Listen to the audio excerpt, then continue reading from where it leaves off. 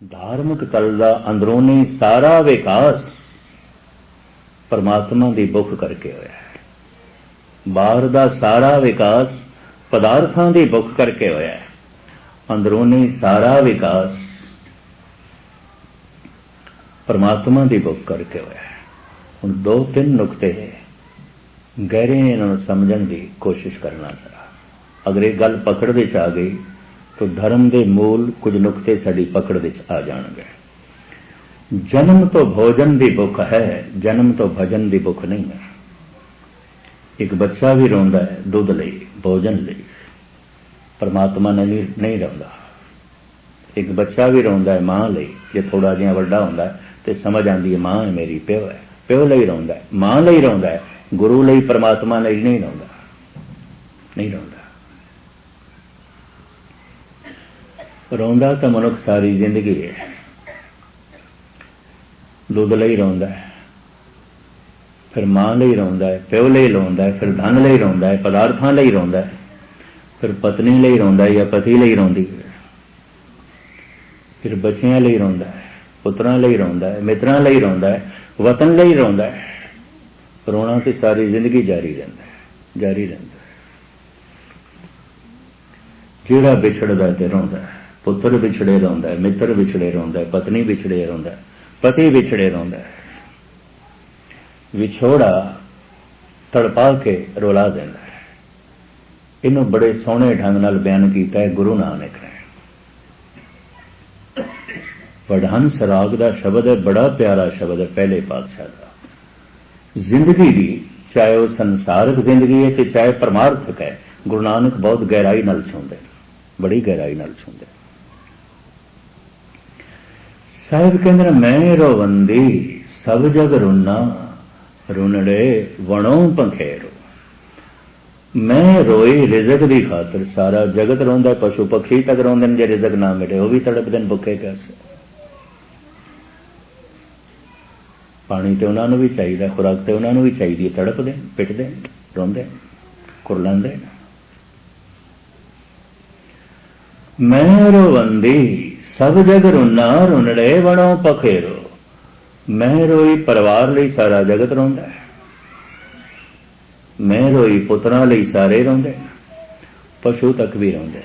बंदरी का बच्चा मर भी जाए, मुर्दा बच्चे नूं भी चुकी फिरदी हुंदी है, नहीं छोड़दी। शायद आपनूं पता होवे, भारत देश देखण नूं मिल जांदा है।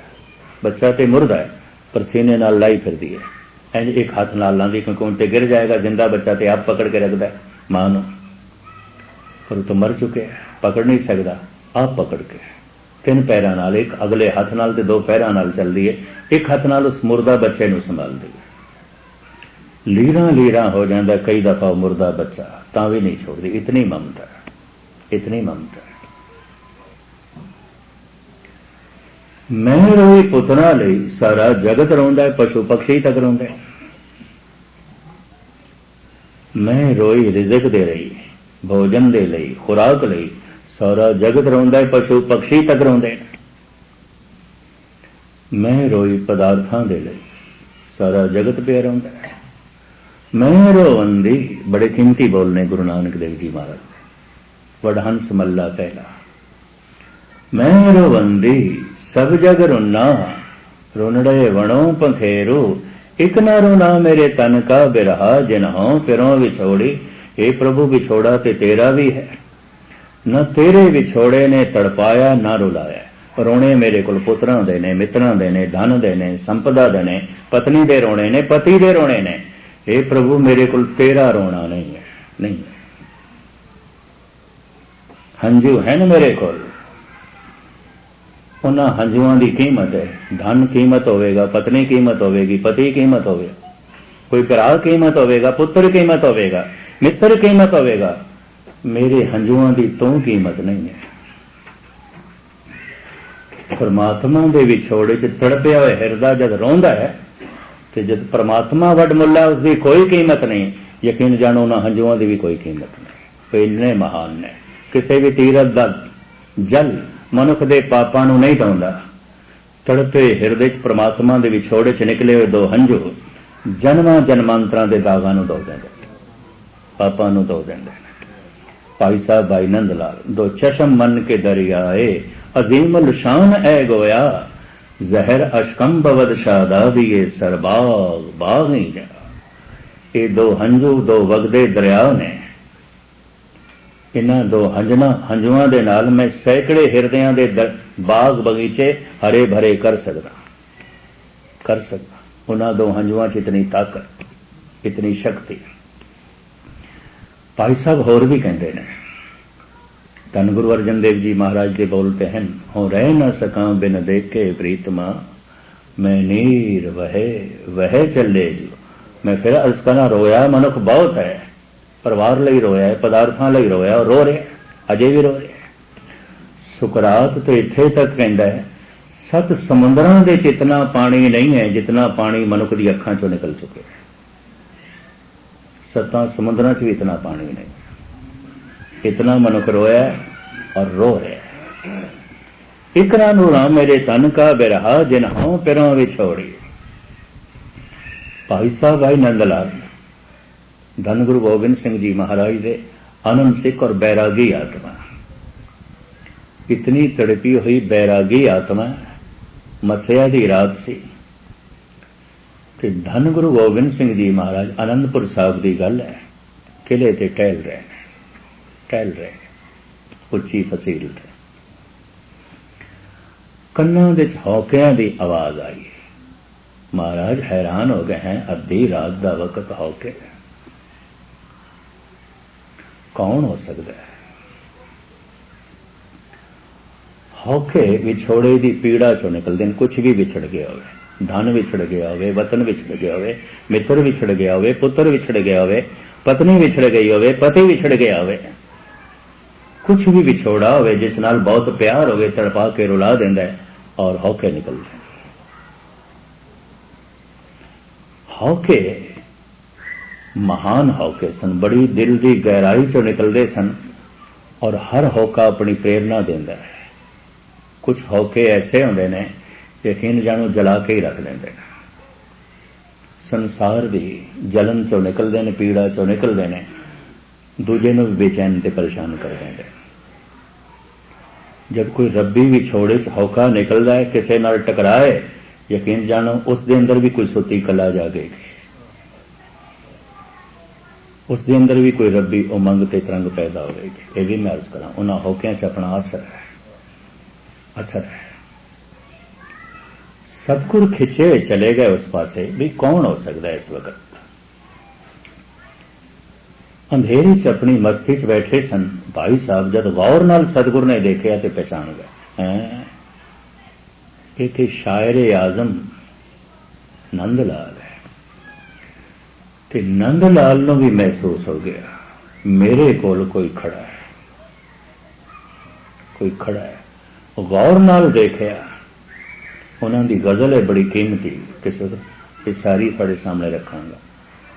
है मसिया दी रात नूं सूरज, बैरों बा आमद आमए, मन चूजे खावे ना, सत्ता नामी जनद, बैरुए आफताबे सुबह। है मसिया दी रात नूं आफताब सूरज, ये सूरज दिन नूं चढ़े हुए सूरज नूं लखां लानतां पांदा है। नंदलाल कहंदे मुदतां तो तू उदय हो रहे हैं, सारी दुनिया नूं चानण देना है, मेरे दिल विच कदी चानना नहीं कीता, मेरा दिल अंधेरे च ही रहा। ये मेरे प्यारे दा मुखड़ा है, सूरज तेनों लखां ताने मारदा है, लानतां पांदा है। भाई साहब भाई नंदलाल सजदा कीता है, खड़े हो गए। सतगुरु मुस्कुरा के और बड़ी धीमी आवाज कहते ने, नंदलाल दसेगा मैनू ये आसमान मैनू काला क्यों दिखाई देंदा है? हुण मसिया दी रात होवे, काली बोली रात होवे, काला नहीं दिखाई देगा तो और की दिखाई देगा? पर सतगुरु दे पुछण दे जरूर कोई राज है, राज है। नंदलाल दसेगा ये आसमान मैनू काला क्यों दिखाई देंदा है? हाथ जोड़ के भाई साहब कहते महाराज मैं एक कवि हाँ, शायर हाँ, थोड़ा अदना सेवक हाँ। मैं प्राकृतिक खोजी नहीं हाँ, भाव साइंटिस्ट नहीं हाँ, मैं कोई विज्ञानक नहीं हाँ। मैनू की पता आसमान क्यों काला दिखाई देता। सतगुरु कहते तू एक गल कबूल कर ली कि तू कवि है, शायर है। शायर की अपनी कल्पना होंगी है, कवि की अपनी कल्पना होंगी है, शायर का अपना तखयल होंदा है। छड़ सच्चाई नूं, तेरी कल्पना की कहती है। छड़ विज्ञान नूं, भाव साइंस नूं छड़। तू नहीं है साइंटिस्ट, इसकी कोई चिंता ही नहीं है मैनूं। तेरी कल्पना की कहती है। कवि तो है, शायर तो है, तू कबूल कर ले।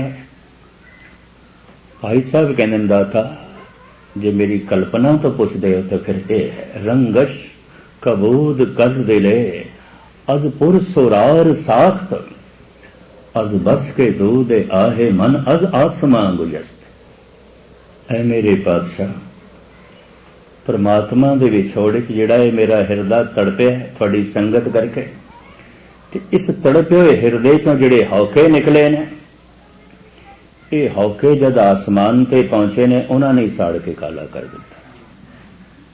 ये मेरे हौकियां दा सड़िया है। सतगुरु ने गलवकड़ी च ले लिया। ऐना बैराग, इतना बैराग, परसूत दी पीड़ा तो लंघे बिना किसी स्त्री की गोद हरी नहीं आती, मां नहीं बन सकती।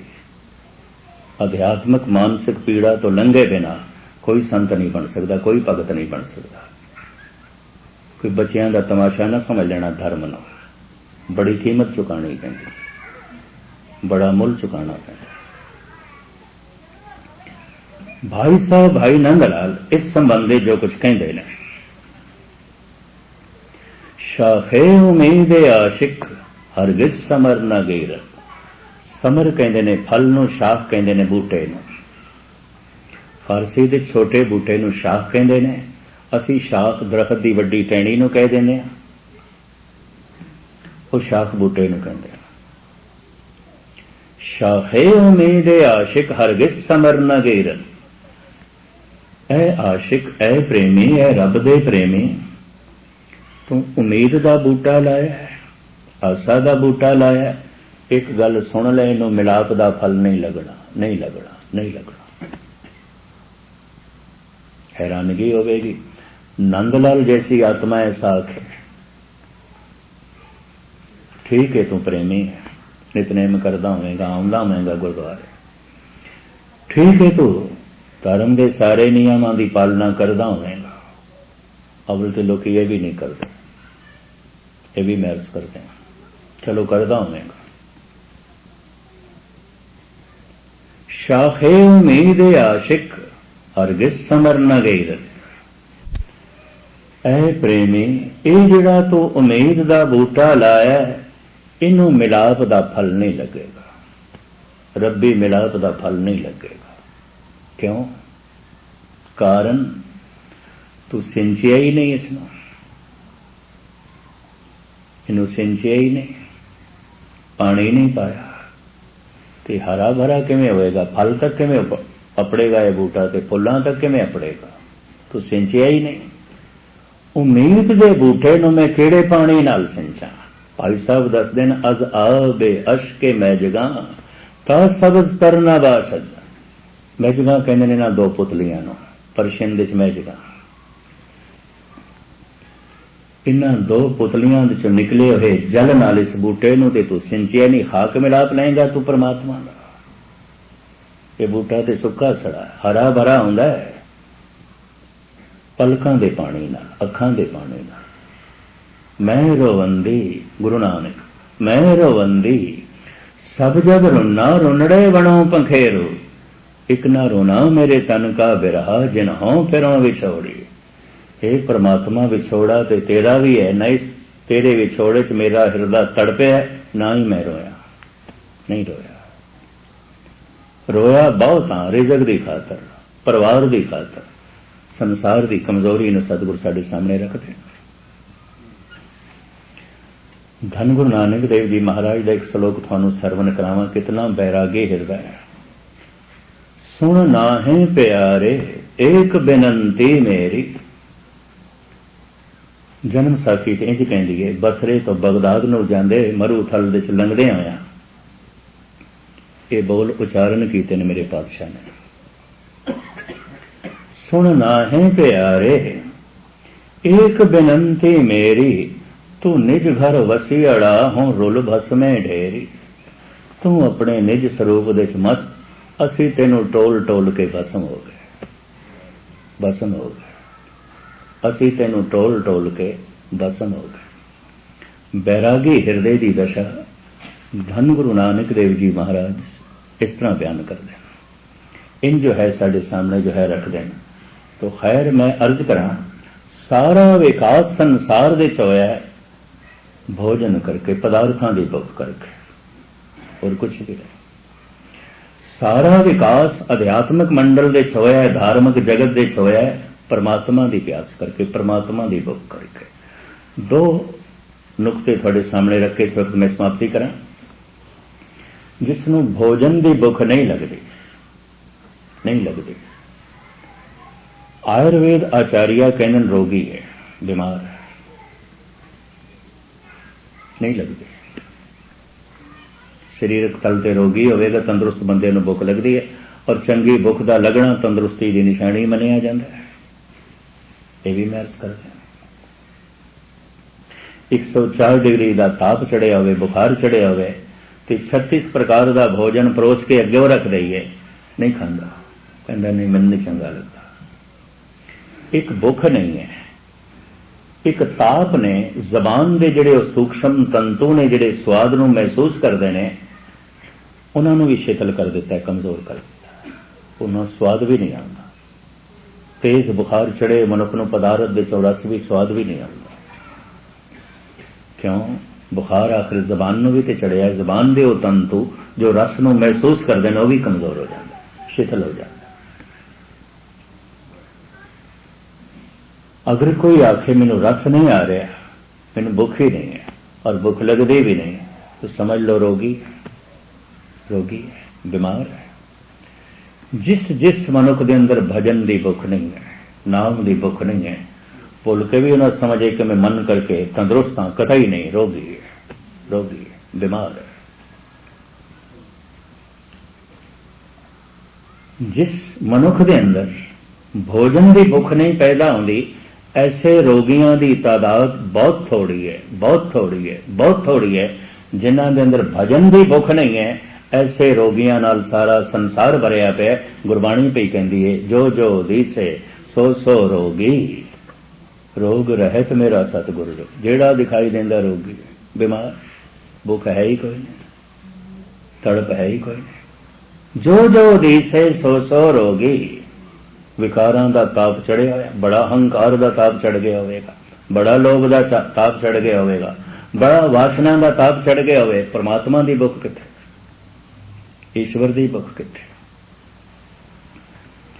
हुण मैं अर्ज करा, ये भुख उदों पैदा होती है जब पदार्थों का ताप लैंदा है, उस तो पहले नहीं होती। जिस दिन पदार्थ संसार सब कुछ बेमैनी हो जाता, कुछ भी नहीं, कुछ भी नहीं। 3 नुकते सरवण कर लेना, और भावे समा हो गया, मैं समाप्ति कर रहा।